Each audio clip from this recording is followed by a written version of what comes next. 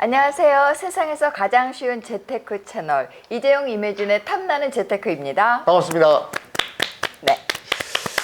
위기를 한 발 앞서서 예측하고 경고하는 분. 미국의 투자 전략가인 마크 파버가 1987년 뉴욕 증시 대폭락과 1997년 아시아 외환 위기를 예견하면서 붙은 별칭이라고 그럽니다. 우리나라도 있죠. 한국에도 닥터 둠이라고 불리는 분이 계십니다. 오늘 그분이 이 자리에 나오실 거예요. 네. 거시경제 대가인 서강대학교 경제대학원 김영익 교수님 모셨습니다. 어서 오세요. 네, 반갑습니다. 안녕하십니까. 네. 어서 오세요. 아, 요즘 너무 바쁘시잖아요.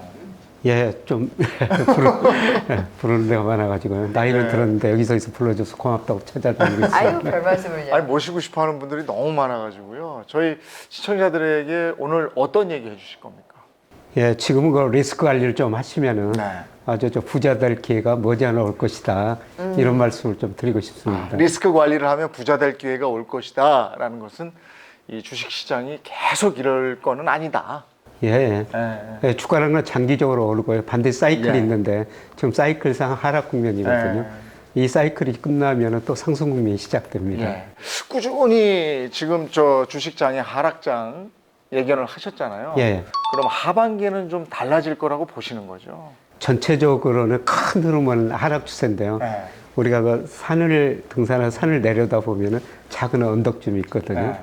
예, 그런 언덕이 하반기 한번 나타날 것 같습니다. 하락 추세에서 일시적인 한 반등 정도. 예, 그때를 놓치면 안 되겠네요, 그러면. 예, 뭐 주식은 장기적으로 투자도 해야 되지만 단기적으로 해야 되니까요. 뭐 이런 시기도 놓치면 뭐 수익이 낮아질 수가 있죠. 그러면 이제 그 구간을 봤을 때 예. 하방 상방 구간이 어느 정도라고 보십니까? 전 한 2,900 정도까지는 올라갈 수 있다. 그럼 괜찮네요, 이렇게 생각합니다. 지금. 지금 2,600 뭐 지금 2,600 선이니까. 예, 코스피가 2,600인데요. 뭐 그렇게 큰 폭 상승 아니고요. 뭐 작년 3월, 6월 뭐 이 사이에 뭐 3,300이 넘었었으니까 네. 거기에 비하면 2,900도 낮은 수준인데 퍼센트로 하면은 저게 한 10% 정도 되는 거예요. 10%는 못 되고요. 한 뭐 7, 8% 정도. 예. 굉장히 정확하시잖아요. 다르시잖아요. 7, 8% 가지고 많이 안 되는데. 그렇지만 그걸 또 잘 잡고 또 잡고 에이. 그거 안 된다. 그러면 어떻게 하려고요? 아, 그러니까 큰일이에요, 지금. 7, 8%도 사실 높은 겁니다. 왜? 근데 손실이 워낙 크니까. 예, 예. 예, 작년에 사신 분들은 좀 더 기다리셔야 될 텐데요. 뭐 지금 시작한다면 7, 8%라면은 굉장히 높은 수익률이죠. 우리가 은행에다 예금하면 1년 가지고 있어도 2%도 안 되는데 예. 지금 이렇게 하락장이 계속되는 이유가 뭡니까? 두 가지죠. 전 세계적으로 물가가 많이 오르니까 각국의 중앙은행이 금리를 올릴 수밖에 없고요. 네. 금리가 오르면 주가가 떨어지고요.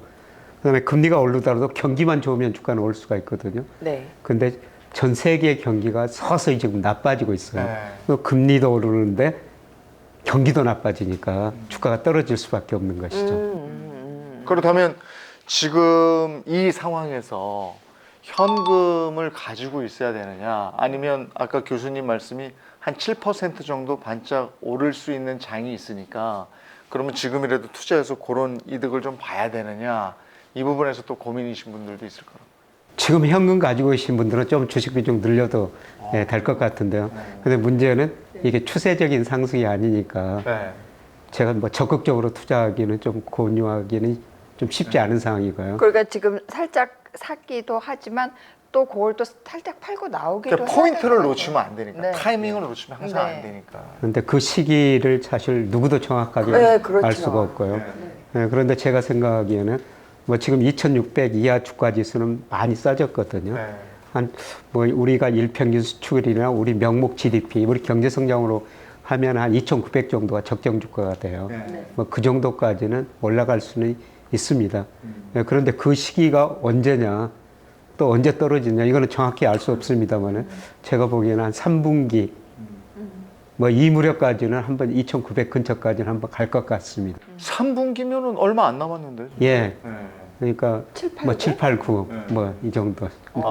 예. 근데 교수님이 계속 채권에 대한 말씀하셨잖아요. 예. 네. 어떻게 저 주식하고 채권은 반대로 가는 거죠? 예. 채권 투자를 좀 하셔야 되는데요. 근데 우리 개인 투자자 입장에서 보면은 사실 채권 투자는 거의 안 하시고 네. 주식만 하시거든요. 네.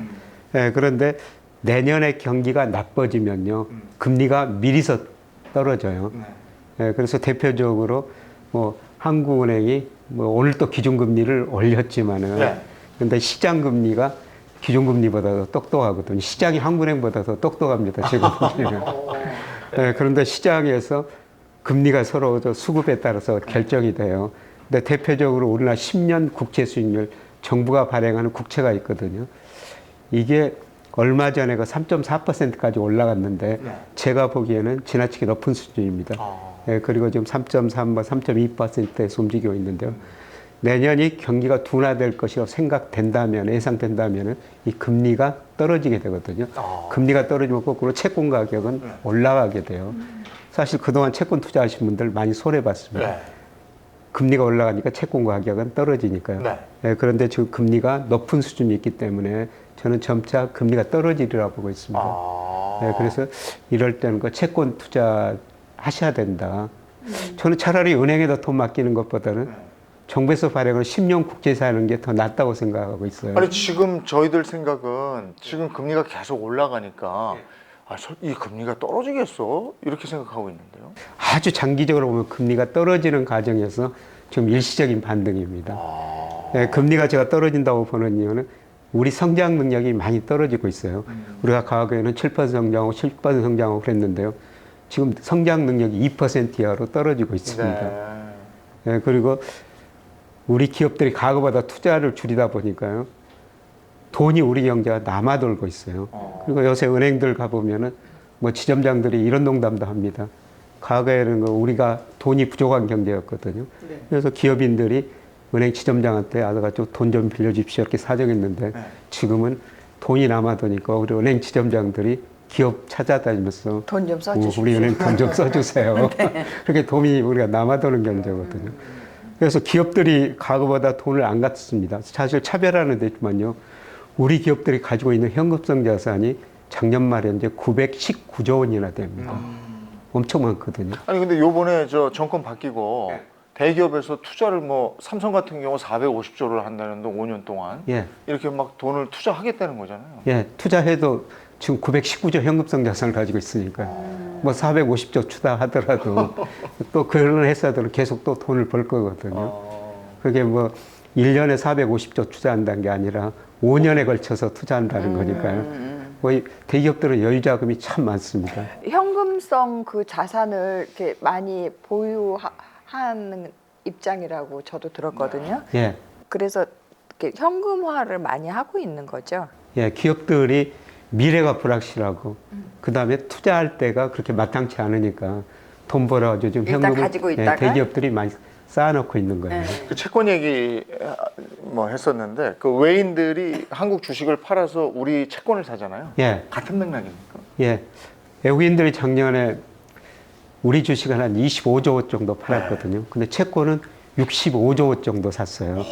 더 샀네, 예. 평소보다. 근데 올해도 외국인들 우리 주식은 계속 팔고 있지만 채권은 사고 있습니다. 예, 그런데 최근에 보니까 채권을 좀 덜 사고 있더라고요. 왜냐하면 미국이 금리를 올리다 보니까 미국 금리가 우리 금리차가 많이 줄어들어 버렸어요. 돈이라는 게 눈이 있어가지고 수익률 높은 데로 이동하거든요. 그래서 미국 금리가 오르니까 우리 채권 시장으로 좀 돈이 덜 들어오고 미국 시장으로 지금은 들어가고 있습니다. 근데 어떻든 지금도 외국인들은 우리 채권을 사고 있는 것이죠. 그러니까 우리 채권을 산다는 건 우리 경제 체력을 좋게 본다는 거잖아요. 예, 예, 우리 정부가 뭐 이자 원리금 상한을 충분히 해줄 수 있다고 보고 있는 거죠. 또 미국 등 선진국 보니까 GDP 대비 정부 부채가 120%가 넘어요. 근데 우리는 작년 말에 46%밖에 안 됐거든요. 사실 우리 가계 기업 부채는 높지만요. 우리 정부 부채는 세계에서 가장 낮은 수준입니다. 그래서 우리 정부가 발행하는 국채를 사더라도 우리 정부가 원리금, 원금도 나중에 줄 것이고 이자도 뭐 시기에 따라 계속 줄 것이다. 이런 믿음이 있기 때문에 우리 정부가 발행한 채권을 외국인들이 사는 거죠. 네, 그리고 우리 채권 금리가 미국보다 그동안 높았었어요. 예를 들어서 우리 10년 국제 수익률이 3.4% 이 정도 되는데 미국은 3% 안팎이거든요. 예, 그래서 우리 애국인들이 우리 채권 많이 쌌던 겁니다. 그동안 세계 경제가 잘 안 움직이고 특히 우리나라도 안 움직였던 이유가 코로나19 때문에 네. 옴짝달싹 못해서 그랬다 이랬잖아요. 네. 근데 코로나가 좀 풀리면 경기가 활성화되고 좋을 것이다 이렇게 예측했잖아요. 네. 근데 더 안 좋아지는 이유는 지금 뭐예요? 많이 풀렸다라고 네. 생각하는데. 예, 그거는 우리나라 같은 경우는 가계부채가 많기 때문에 가계들이 소비할 여력이 많지 않아요. 원리금 상환 부담부이라고 해가지고 그게 거의 40% 가깝게 되거든요. 그래서 우리 가계가 한 달에 100만 원 벌면은 40만 원을 금융회사 원금 이자 갚는데 40만 원을 쓴다는 것이죠. 특히 미국 경기가 더 안 좋아지고 미국 주식 막 떨어지는 이유는 역시 물가인가요? 예.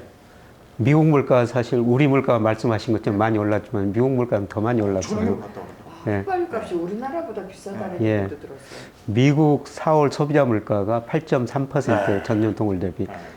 뭐 3월에는 8.5%까지 올랐거든요. 우리 4월은 4.8%였어요. 우리는 뭐 얘기할 입장도 예, 아니네요. 미국이 더 많이 올랐어요.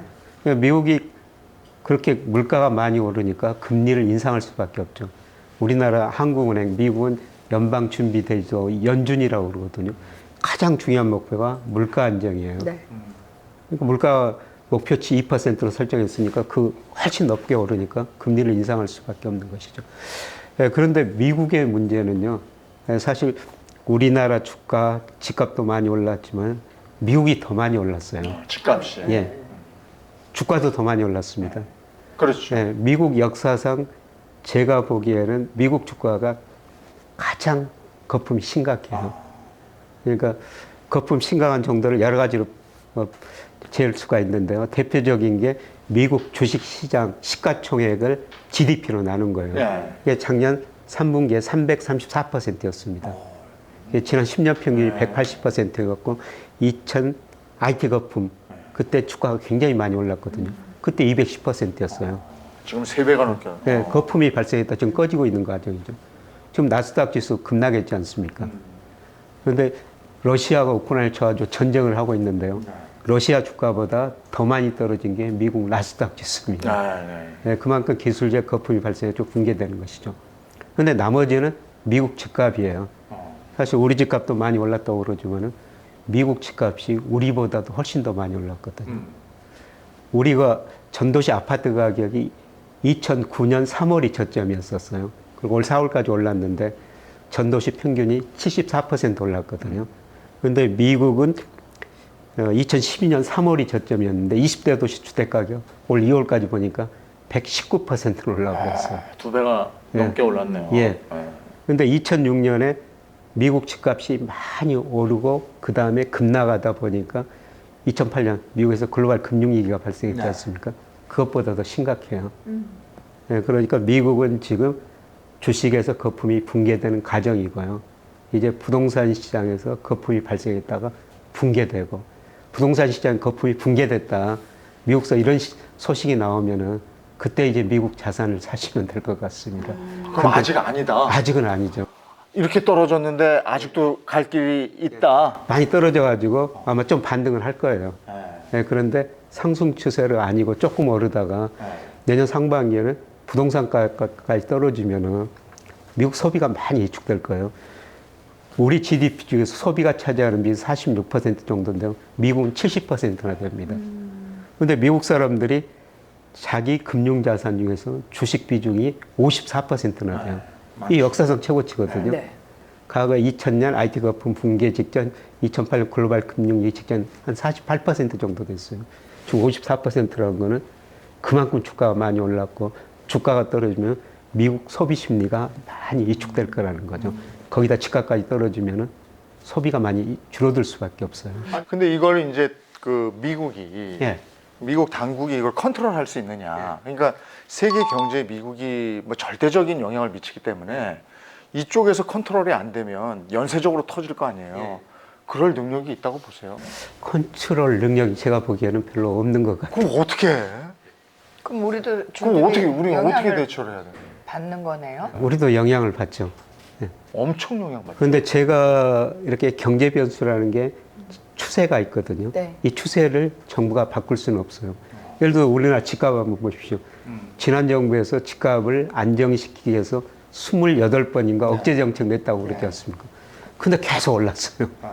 이 집값이 이 추세를 바꿀 수는 없다는 겁니다.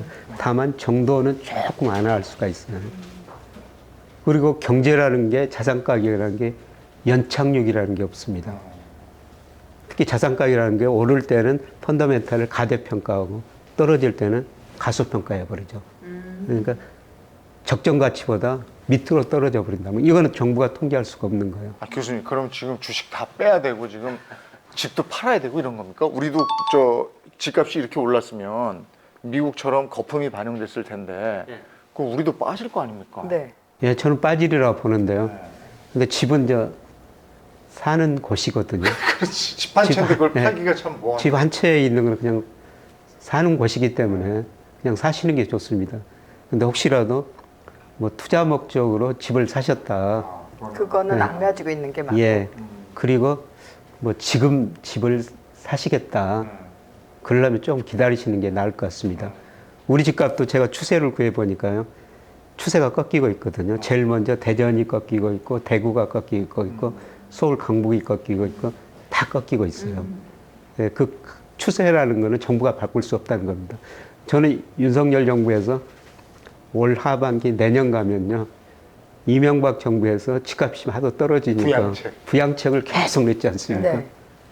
저는 앞으로 4년, 5년은 그러리라고 보고 있어요. 이 정부 내내. 예, 예. 저 이번 국토교통부라 장관 된 분요. 네. 원희룡 장관. 예, 원희룡 장관이고 청문회 때 보니까 집값 하향 안정이 목표다. 하향 안정이라는 건 없습니다.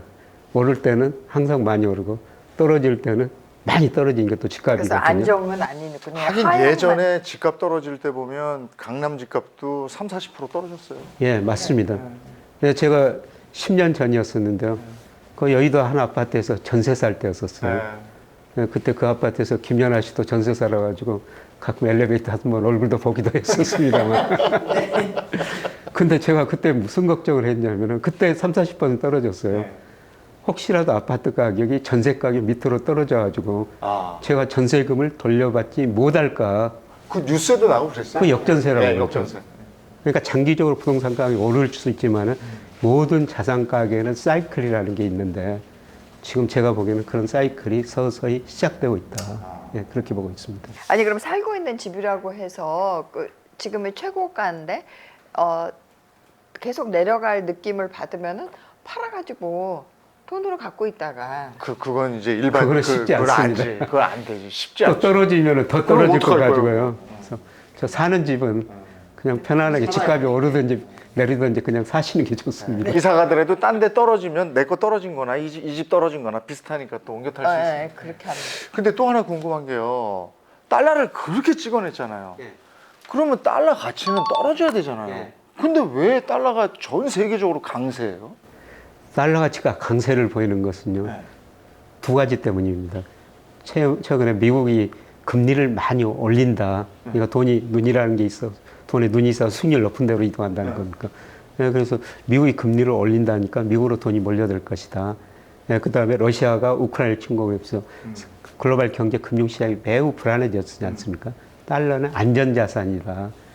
그래서 사람들이 달러를 많이 사면서 달러 가치가 올랐는데요. 근데 제가 보기에는 달러 가치가 거의 정점에 와 있는 것 같습니다. 아, 지금 오늘이 한 1270원 정도 되나요? 네, 얼마 전에 조금 떨어졌나? 1290원까지 왔다가 달러 지수라고 있는데요. 그 선진국 통화에 대해서 달러 지수를 만드는데 그게 얼마 전에 105까지 올라갔었어요. 그런데 최근에 102 안팎에서 움직이고 있는데 저는 105 근처에서 정점을 쳤다고 보고 있습니다. 왜 그러냐 하면은 미국 사람들이 소비를 많이 하고 달러 가치가 오르니까요. 미국 사람들 입장에서 보면 수입 상품이 굉장히 싸졌거든요. 미국 사람들이 엄청 소비하면 수입이 굉장히 많이 늘어나고 있어요. 그러니까 지난 3월 달 보니까 미국 한 달 무역 적자가 1,098억 달러예요. 한 달 무역 적자 1,000억 달러 넘은 건 역사에 없는 일이거든요. 대불균형이 너무 커지고 있다는 것이죠. 그리고 장기적으로 보면요.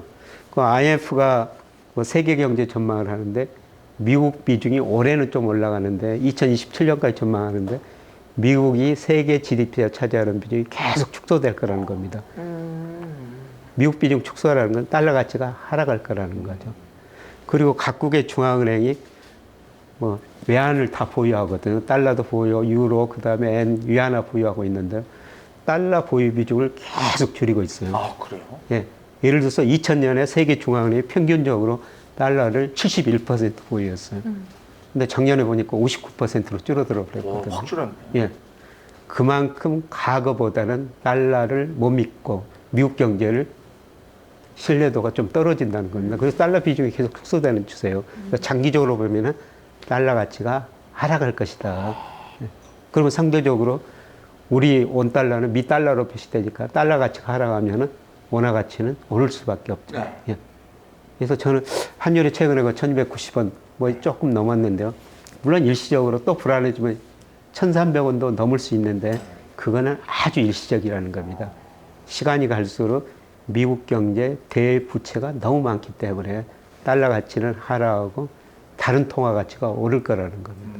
그러면 우리 지금 미국에 투자하기도 애매하고 달러 가치가 워낙에 높기 때문에 지금 미국 주식을 아까 말씀은 이제 미국이 더 떨어질 수 있으니까 조심하라고 그러셨는데 지금 한 마이너스 30% 정도 됐으니까 사고 싶어도 달러가 비싸서 못 사거든요.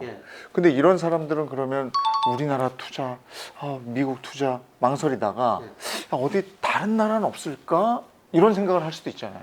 뭐 미국 주가가 떨어지면 다른 나라 주가도 방향은 같아요. 근데 이제 상대적으로 덜 떨어지고 앞으로 오를 때 어디 나라가 더 오르느냐.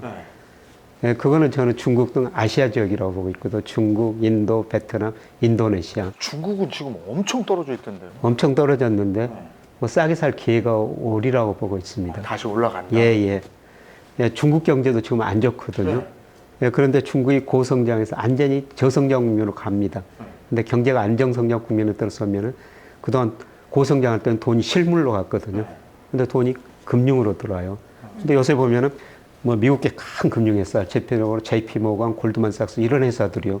중국 진출을 계속 늘려요. 아, 요즘에. 예, 특히 JP 모건이라는 회사는 작년에 증권회사에다 100% 증권 자회사를 만들었어요. 그러면 큰 금융회사들 왜 중국 진출 그렇게 늘리느냐. 중국에서 돈이 보이기 때문이죠. 근데 그러면서 왜 이렇게 미국하고 중국은 으르렁거리고 싸워요? 잘 좀 했으면 좋겠구만. 잘 좀 해야 되는데 네. 중국이 너무 빨리 커지기 때문이죠. 예. 견제하느라고. 예. 예를 들어서 중국 GDP가 2001년에 미국이 중국을 세계 무역기구에 가입시켜 주거든요. 그래서 중국이 저임금을 바탕으로 물건을 많이 생산하고 돈을 많이 벌어가지고 중국 경제가 굉장히 빠르게 성장하고 있어요. 그래서 2001년에 중국 GDP가 미국 GDP 한 12% 정도 됐어요. 근데 작년에 보니까 74%까지 올라와 버렸어요. 근데 이대로 간다면은 2029년, 2030년에는 중국 GDP가 미국 GDP를 넘어서 버려요. 그리고 중국이 그동안 무역 강국, 제조 강국을 외쳤는데 이거는 달성했어요. 중국이 그 다음에 목표라는 게 기술 강국, 금융 강국이거든요. 기술 강국, 금융 강국은 미국이죠. 그러니까 중국이 더 커지기 전에 미국이 중국을 때려야 된다. 그래서 지금 기술 전쟁하고 있지 않습니까? 우리나라 지금 거기에 끼어들고 있고요.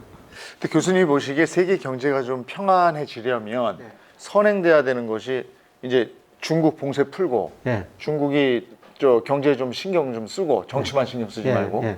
그 다음에 러시아, 우크라이나 전쟁 끝나야 되는 거고 그 다음에 물가 잡혀야 되는 거고 그 다음에 금리 진정돼야 예, 되는 예, 거고 예. 요렇게 하면 이제 세계 경제가 가는 건가요? 그러면 세계 경제가 아주 좋아지죠. 이렇게 갈 것 같진 않으신 거예요. 근데 미중 패권 전쟁은 계속 될 겁니다. 뭐 하버드 글레아 앨리슨 교수 같은 분이 예정된 전쟁을 썼는데 그 책 시나리오 보면은 예, 무역 전쟁에서 금융 전쟁으로 갔다가 무력 전쟁 갈 수 있다. 계속 간다. 뭐 이런 비관적인 시나리오까지 있죠. 그러니까 하나 패권 국가가 다른 국가가 크는 것을 막기 위해서는 지난 500년 역사를 보니까요. 16번 사례 중 12번 전쟁이 일어났다는 것이죠. 무역 전쟁이 아니고 지금 무력 전쟁 말씀하신. 그건 엄청난 거죠. 네. 그래서 그런까지는 가지 말아야 되는데요. 사실 이게 중국이 하도 커지니까 미국이 계속 견제할 수밖에 없어요. 그래서 미중 패권 전쟁은 그냥 오래 간다고 생각하시면 될 것 같습니다. 우리나라는 그야말로 새우등 터지는 건데. 예. 계속해서. 예. 자, 그러면 이쯤에서 좀 더 구체적으로 들어가 볼게요. 오늘 김영익 교수님 귀한 시간 내주셨는데 우리 그 눈여겨볼 만한 섹터 좀 더 들어가 봐서 거기에 어떤 게 있는지 김영익 교수님의 머릿속으로 한번 들어가 보겠습니다.